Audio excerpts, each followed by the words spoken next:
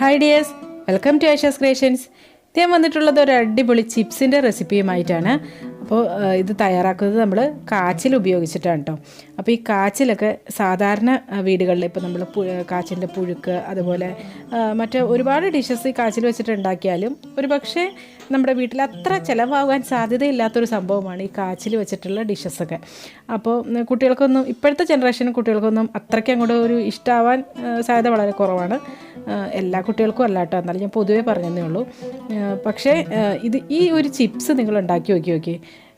എന്താ പറയുക, ഇപ്പോൾ വീട്ടിൽ കുറേ കാച്ചിലൊക്കെ ഉണ്ട്, അല്ലെങ്കിൽ കുട്ടികളെ കൊണ്ട് കാച്ചിലൊക്കെ കഴിപ്പിക്കണം എന്ന ആഗ്രഹമുള്ളവർക്ക് ഇങ്ങനെ കുറച്ച് ചിപ്സൊക്കെ ഉണ്ടാക്കി കൊടുക്കട്ടോ. എന്താ പറയുക, നമ്മൾ അവരെ മുന്നിൽ കൊണ്ടുപോയി വെച്ചാൽ മതി, അത് ആ പ്ലേറ്റ് കാലി ആവണതറിയില്ല, അത്ര ടേസ്റ്റുമാണ്. അതുപോലെ ഇത് കാച്ചിലാണെന്നുള്ളതൊക്കെ നമുക്ക് പറഞ്ഞാൽ മാത്രമേ വിശ്വസിക്കുകയുള്ളൂ എന്ന് പറഞ്ഞ പോലെയാണ്. അപ്പോൾ നമുക്കിത് ഉണ്ടാക്കണേ എങ്ങനെയാണെന്ന് നോക്കാം കേട്ടോ. അപ്പോൾ ഞാൻ ഇതിൻ്റെ ഇടയ്ക്കൂടെ തന്നെ കാച്ചിൽ അരിഞ്ഞെടുക്കണം, നിങ്ങൾ കണ്ടിട്ടുണ്ടാവുമല്ലോ അല്ലേ. ഇതുപോലെ ചെറിയ ചെറിയ കഷ്ണങ്ങളായിട്ട് അരിഞ്ഞെടുക്കുക, അതുപോലെ തിന്നായിട്ട് അരിഞ്ഞെടുക്കണം കേട്ടോ. എന്നിട്ട് നമ്മളൊരു വെള്ളത്തിലിട്ട് ഇട്ട് വയ്ക്കണം, അല്ലെങ്കിൽ അതിൻ്റെ ആ ഒരു കളറൊക്കെ ചേഞ്ച് ആവും. പിന്നെ നമ്മളത് നന്ന പോലെ ഒന്ന് കഴുകിയതിന് ശേഷം കുറച്ച് വെള്ളം തിളപ്പിക്കാനായിട്ട് വെച്ചിട്ടുണ്ട്. അതിലേക്ക് കുറച്ച് ഉപ്പും അതുപോലെ ഒരു 1/2 ടീസ്പൂൺ മഞ്ഞൾപ്പൊടിയും 1/2 ടീസ്പൂൺ മുളക് പൊടിയും ഇട്ട് കൊടുക്കാം.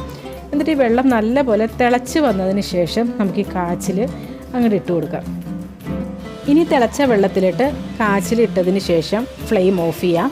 പിന്നീട് നമുക്ക് തിളപ്പിക്കേണ്ട ഒന്നും ആവശ്യമില്ല, ജസ്റ്റ് ആ ചൂടൻ വെള്ളത്തിൽ അങ്ങനെ കിടന്നേച്ചാൽ മതി. എന്നിട്ട് അപ്പം തന്നെ ഒരു 2 മിനിറ്റ് മാക്സിമം ഇടാമുള്ളൂ. എന്നിട്ട് അപ്പം തന്നെ കോരിയെടുക്കുക. നമ്മൾ ഫ്രഞ്ച് ഫ്രൈസ് ഒക്കെ ഉണ്ടാക്കിയെടുക്കും പോലെ അതിന് ഒരുപാട് നേരം അങ്ങനെ ഇട്ടേക്കലില്ല, അപ്പം തന്നെ കോരിയെടുക്കുക. കോരിയെടുത്തിട്ട് നല്ല തിളച്ച എണ്ണയിലിട്ട് നമുക്കത് ഇട്ട് കൊടുക്കാം.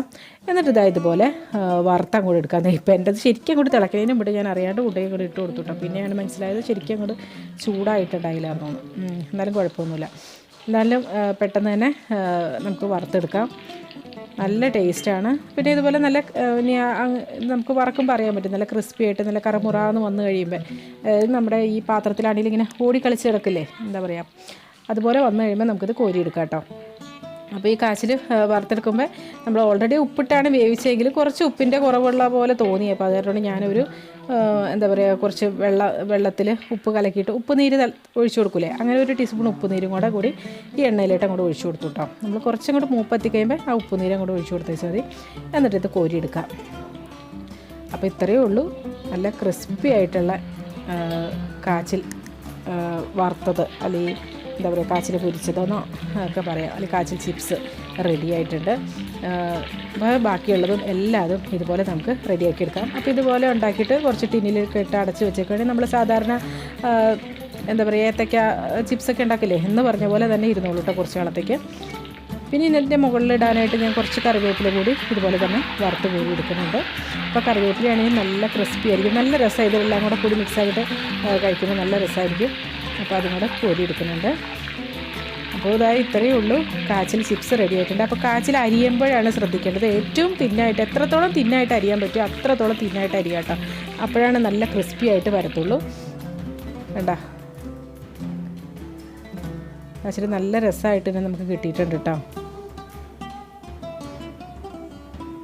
അപ്പോൾ ഇതെല്ലാവരും ഒന്ന് ട്രൈ ചെയ്ത് നോക്കുക. കുട്ടികൾക്കൊക്കെ ഉറപ്പായിട്ടും ഉണ്ടാക്കി കൊടുക്കുക. നമുക്ക് തന്നെയാണെങ്കിലും കഴിക്കാൻ നല്ല ഇഷ്ടമാവും കേട്ടോ.